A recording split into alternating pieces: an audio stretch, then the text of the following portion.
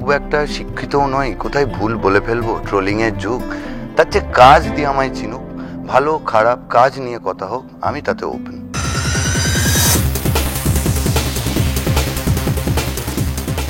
Life নিয়ে sorted, রাজনীতি, ব্যক্তিগত জীবন সবকিছুকে আলাদা করে সুন্দরভাবে ব্যালেন্স করা, এটা বললেই যার নাম বলতে হয় তিনি কৌশিক দা, এবং পর্দাতেও প্রায় সেইভাবে আসছে, তাই কৌশিক দা, মানে মহার্ঘকে এইভাবে বলাই যায় খানিকটা।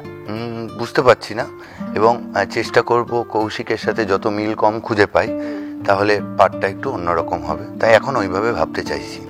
একদম, এবং সকলে বুঝতে পারছে যদিও সেই জুটি আসা, কিন্তু আসলে যে জুটি হয়ে তোমরা আসছো না সেটা প্রোমো দেখেই বোঝা গেছে, এবং প্রথমেই বোধহয় এটাই আলাদা করে দিয়েছে যে একেবারেই পুরনো গুনগুন এবং সৌজন্যকে মনে রাখবেন না, তাই এইটাই লীনাদি স্ক্রিপ্টের মজা, যে তুমি যেটা এক্সপেক্ট করবে 90% অফ দ্য টাইম ওটা হবে না, একটু আনপ্রেডিক্টেবল।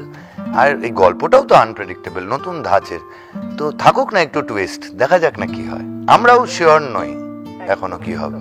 তো কৌশিকদা, তোমার যেটা আমি প্রথমেই বলছিলাম যে অনেকদিন ইন্টারভিউ করার চেষ্টা করছি কিন্তু পাই না, বালি ঝড়ের জন্য ফাইনালি পেলাম। এই যে নিজেকে খানিকটা মিডিয়া থেকে গুটিয়ে রাখা, সোশ্যাল মিডিয়া থেকে গুটিয়ে রাখা, যেখানে এখনকার ছোট পর্দার বড় পর্দার সব জায়গার অভিনেতা অভিনেত্রীরাই কোথাও কি দেখানোর চেষ্টা, দেখনদারিটা বেশি রয়েছে, কৌশিকদা সেখান থেকে অনেকটা দূর, এটা কি খুব কনসিয়াসলি নাকি, মানে কি বলবে, বা এটা অনেকে বলে ড্রব্যাক আছে, তুমি কি বলবে? আমি এটাকে ড্রব্যাক হিসেবেই দেখবো।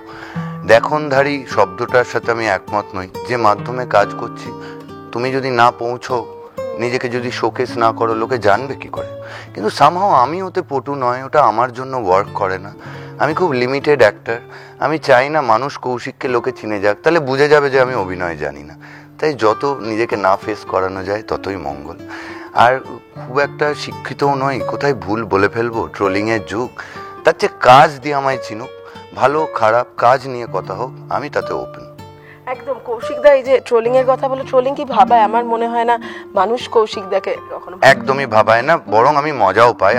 আমি নিজেও নিজেকে অপমান করতে পারি এবং অন্যকেও করে থাকি, অন্যরাও আমাকে অপমান করলে আমি ওটা হেলদি ভাবে নিতে পারি।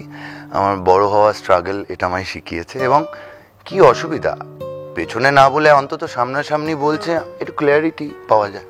একদম, যা বুঝলাম কৌশিকদা যে কাজটাই আসল, কথা কম হোক কাজ বেশি, তাই তো? হ্যাঁ, আর সবাই খুব এই কাজটা নিয়ে আমরা আশাবাদী। দেখো, এতগুলো পরিবার, এত লোক, সবাই এনথুজিয়াজম নিয়ে কাজটা করছে। আমি আশা করব যে এই কাজটা চলবে, খুব ভালো করে রমরমিয়ে চলবে, এবং আমরা সবাই সুখে সমৃদ্ধিতে আগামী 1-2 বছর থাকবো। Thank you so much. Thank you. Tollywood focus Kolkata চ্যানেলটি আপনাদের ভালো লাগলে লাইক করুন, সাবস্ক্রাইব করুন এবং আপনাদের প্রিয় ভিডিওটি অবশ্যই শেয়ার করুন। Tollywood focus Kolkata.